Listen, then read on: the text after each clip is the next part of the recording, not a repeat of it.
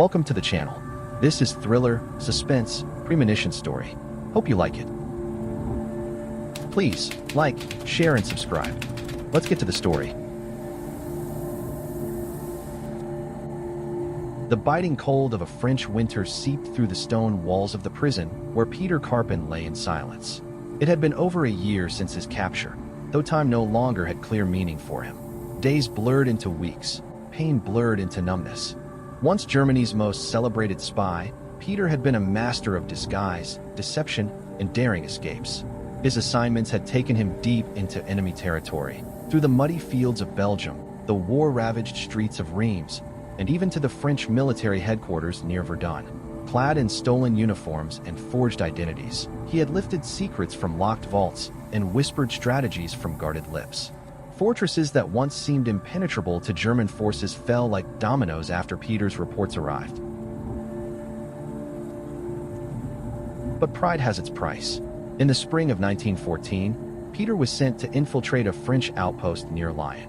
A routine assignment, or so it seemed. He had memorized his cover, sewn his fake credentials into his coat, and memorized escape routes. But the French had been waiting. A double agent, somewhere within the German network, had exposed him. Peter was dragged into the shadowed depths of a fortress-turned-prison, beaten until his resolve cracked, and then coaxed into confession with promises of survival. Under relentless torture, he revealed operations, targets, and codes. Still, the French didn't announce his capture. They had a more sinister plan. Instead of a bullet or a trial, Peter was kept alive and replaced. Using the same channels through which Germany sent him money and received his messages, the French began sending false reports. Month by month, fabricated intelligence reached Berlin, carefully crafted to appear authentic. German attacks began failing inexplicably. Assaults were launched on empty fortresses. Ambushes turned into massacres. The war's tides didn't just shift, they spiraled. Meanwhile, Peter sat in his cell and listened as his identity was puppeteered. His monthly allowances, meant to pay for lodgings and bribes, were diverted to the French police. They used his name, his credentials, and his value to buy silence and luxuries. One day, Peter saw it through the narrow prison window, a brand new, black Citroën automobile gleaming in the sun. He learned it was purchased with his German salary. The irony didn't escape him. He survived on bitter bread, dirty water, and fury. His body weakened, but his mind sharpened, fueled by one goal: escape. In the winter of 1917, the opportunity came. A careless guard, a rusted hinge, a moment of silence, and Peter slipped through the cracks of his captivity. He fled through forests, hitched rides in farmers' carts, crossed half-frozen rivers, and crawled beneath train carriages. By the time he reached German soil, his beard had grown white, his back stooped, and his eyes wild with a haunted fire.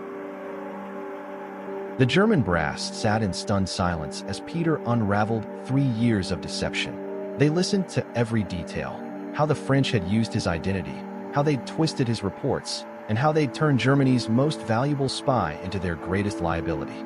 One general muttered, "We were playing chess with a ghost." Though the war neared its bloody conclusion, Peter's return brought no joy.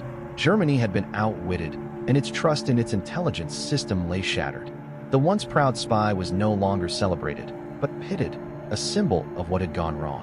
When the armistice was signed in November 1918, Peter disappeared from public life. Rumors circulated that he'd gone mad, that he'd defected, that he was assassinated by his own government to erase embarrassment. The truth was more mundane. He hid in the countryside, in a small village near Dresden, working as a schoolteacher under an assumed name. But inside, the war raged on. Then, in 1922, an envelope arrived at his door. Unmarked, save for a red wax seal. Inside was a letter bearing only a few lines. "The old wound bleeds anew. France is stirring. We need eyes in the dark once more. B." He should have thrown it away, should have forgotten. But Peter Carpin was not a man who forgave history. Within a month, he was in France again, older, slower, but still sharp. He traveled with forged papers and a convincing story of being a Polish wine merchant seeking trade connections in post-war France. His accent was perfect, his demeanor humble. He even learned to limp, adding authenticity to his disguise. But the country had changed. France was rebuilding, its scars hidden beneath bricks and fresh paint. Surveillance was tighter. Paranoia lingered in every alleyway. Then, on a rainy March morning in Lyon, Peter hailed a taxi. He had an appointment near the outskirts, a meeting with a possible informant. He never arrived. On a quiet bend near the hills, the car lost control. Witnesses later said it skidded oddly, as though something in the steering gave out. It spun, crashed into a stone wall, and burst into flames. The driver survived with minor injuries. Peter died instantly, pinned inside the wreckage. The newspapers reported it as a tragic accident involving a foreign merchant.